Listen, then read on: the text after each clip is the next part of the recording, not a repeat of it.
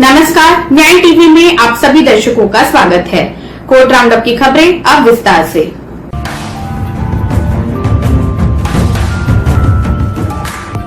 Supreme court के कई कर्मचारियों के कोविड-19 टेस्ट रिपोर्ट में पॉजिटिव निकलने के बाद कोर्ट फिर से पूरी तरह वर्चुअल मोड पर सुनवाई करेगा और अब सभी न्यायाधीश अपने घरों से कोर्ट की कार्यवाही में भाग लेंगे। साथ ही रजिस्ट्रार के समक्ष मेंशन फिजिकल सुनवाई के मामलों को निलंबित कर दिया जाएगा। सुप्रीम कोर्ट ने राजधानी में बढ़ते कोविड-19 मामलों के मद्देनजर सर्कुलर जारी किए हैं। कोर्ट स्टाफ के कई लोगों को पॉजिटिव रिपोर्ट आने के साथ कोर्ट रूम सहित पूरे कोर्ट परिसर की सफाई हो रही है।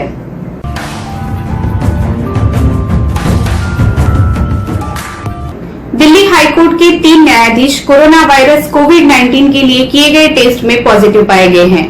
इसके बाद Delhi high court bar association DSCBA ने राष्ट्रीय राजधानी में कोविड-19 मामलों की बढ़ती संख्या के मद्देनजर अदालत परिसर में अपना कार्यालय बंद करने का फैसला किया है। अदालत के सूत्रों के अनुसार तीनों न्यायाधीश अपने आवास पर अलग-थलग हैं, जो हल्के लक्षणों से पीड़ित हैं। कल इन न्यायाधीशों ने अपनी टेस्ट रिपोर्ट प्राप्त की थी। टेस्ट में पॉजिटिव पाए जाने के बाद आज यानी सोमवार को वे अदालत का संचालन नहीं कर रहे हैं।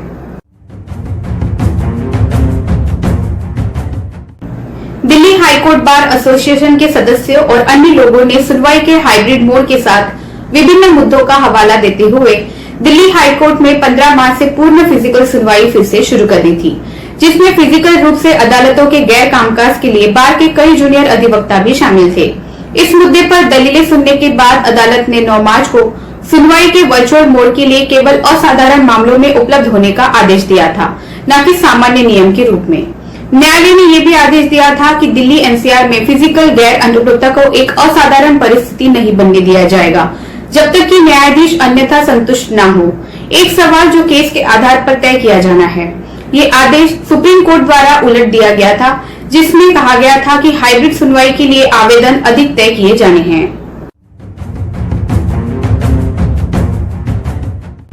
गुजरात हाईकोर्ट राज्य में कोविड-19 के बढ़ते मामलों को देखते हुए स्वतः संज्ञान लेते हुए सोमवार 12 अप्रैल 2021 को सुबह 11 बजे इस मामले पर सुनवाई करने का फैसला किया।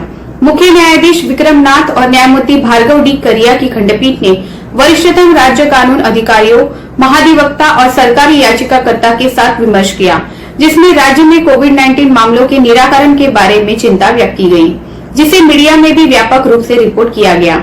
हालांकि डिवीजन बेंच द्वारा जारी आदेश में कहा गया, समाचार पत्र और न्यूज चैनल की रिपोर्ट्स दुर्भाग्यपूर्ण और अकल्पनीय कठिनाइयों, बुनियादी सुविधाओं की असहनीय स्थितियों जैसे टेस्टिंग, बेड की उपलब्धता और ICU की कमी से भरे हुए हैं, बल्कि ऑक्सीजन और बुनियादी दवाओं की आपूर्ति भी बाधित है।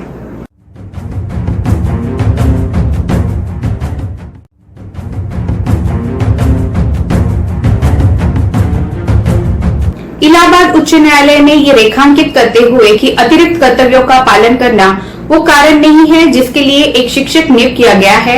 हाल ही में निर्देश दिया कि सभी शिक्षक निश्चित रूप से सबसे पहले शिक्षण कार्य पहल करें, उसके बाद ही अतिरिक्त कार्य उन्हें दिया जा सकता है। न्यायमूर्ति अश्विनी कुमार मिश्रा की खंडपीठ ने ये एक शिक्षक के रूप में आवश्यक कार्यों के प्रदर्शन के बाद ही है कि एक राज्य एक शिक्षक को अतिरिक्त कार्य करने के लिए कह सकता है।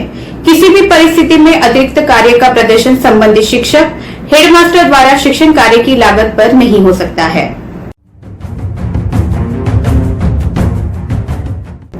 सुप्रीम कोर्ट ने सोमवार को भारतीय नौसेना के विमानवाहक पोत INS विराट के विघटन के निराकरण करने और इसे समुद्री संग्रहालय में बदलने के लिए उन्हें सौंपने की मांग करने वाली एक निजी फर्म द्वारा दायर SLP को खारिज कर दिया। भारत के मुख्य न्यायाधीश S.A. बोबडे की अध्यक्षता वाली खंडपीठ ने याचिकाकर्ता company Messrs Envitech Marine Consultants Private Limited की प्रतिनिधि रूपाली शर्मा को सूचित किया कि उसने अदालत में बहुत देर से संपर्क किया है और जैसा कि रक्षा मंत्रालय ने पहले ही इस अनुरोध से इनकार कर दिया था, न्यायालय मामले में हस्तक्षेप नहीं कर सकता।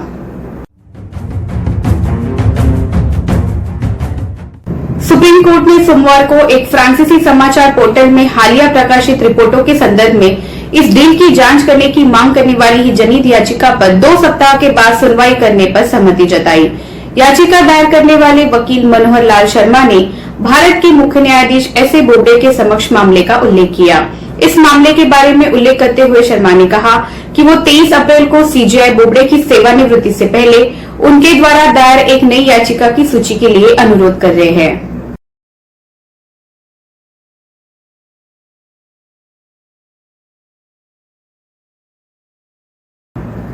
बॉम्बे हाईकोर्ट की गोवा बेंच ने कहा कि पुलिस अधिकारियों से ऐसे मामलों में काफी संवेदनशील होने की उम्मीद की जाती है जहां बोलने की और अभिव्यक्ति की स्वतंत्रता दांव पर है।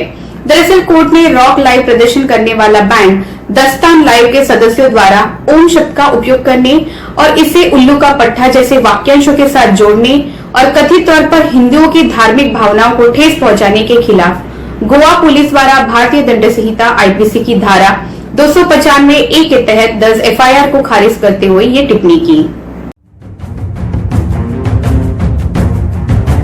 पटना हाईकोर्ट ने हाल ही में कहा कि न्यायिक अधिकारी जो अधीनस्थ न्यायिक सेवाओं के माध्यम से नियुक्त होने का विकल्प चुनते हैं, वे बाद से जिला न्यायाधीश एंट्री लेवल के रूप में सीधी भर्ती में पदोन्नत के लिए एक वकील के रूप में प्रैक्टिस का दावा नहीं कर सकते।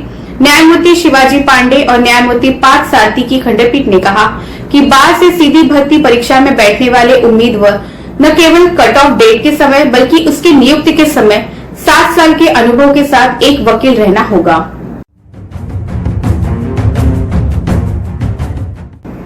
सुप्रीम कोर्ट ने सोमवार को हाईकोर्ट और सुप्रीम कोर्ट के न्यायाधीशों के लिए सेवानिवृत्ति की एक समान उम्र की मांग वाली जनहित याचिका पर विचार करने से इनकार कर दिया। भारत के मुख्य न्यायाधीश S A Bobde, justice as Bopanna और जस्टिस वी रामासुब्रमण्यम की एक पीठ ने याचिकाकर्ता को याचिका वापस लेने की अनुमति दी। पीठ ने कहा कि याचिकाकर्ता इस संबंध में अपना प्रतिनिधित्व केंद्र सरकार या भारत के विधि आयोग में दाखिल कर सकता है। दिल्ली की एक अदालत ने शुक्रवार को एक 19 वर्षीय राजकुमार बंसल को गोली चलाने और चोट पहुंचाने के आरोपी कासिम को जमानत दे दी। कासिम पर आरोप था कि वो कथित रूप से पूर्व आप पार्षद ताहिर हुसैन की छत से पथराव करने, पेट्रोल बम फेंकने और अन्य समुदाय से संबंधित लोगों पर गोलियां चलाने में शामिल था। कासिम पर दिल्ली दंगों के सिलसिले में मुकदमे का सामना करने वाले ताहिर हुसैन मुख्य आरोपी के सहयोगी में एक होने का आरोप है। सुप्रीम कोर्ट ने सोमवार को उत्तर प्रदेश शिया वक्फ बोर्ड के पूर्व अध्यक्ष सैयद वसीम रिजवी की रिट याचिका को खारिज कर दिया, जिसमें उन्होंने कथित रूप से पवित्र कुरान से कुछ आयतों को हटाने की मांग की थी।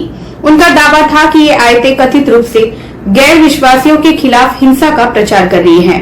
जस्टिस RF नरीमन की अध्यक्षता वाली पीठ ने रिट याचिका को ये कहते हुए खारिज कर दिया कि ये एक बिल्कुल मूर्खतापूर्ण रिट याचिका है।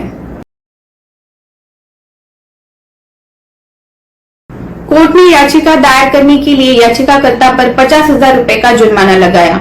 जब मामले को लिया गया तो जस्टिस नरीमन ने वकील से पूछा कि क्या ये वो याचिका लेकर गंभीर है।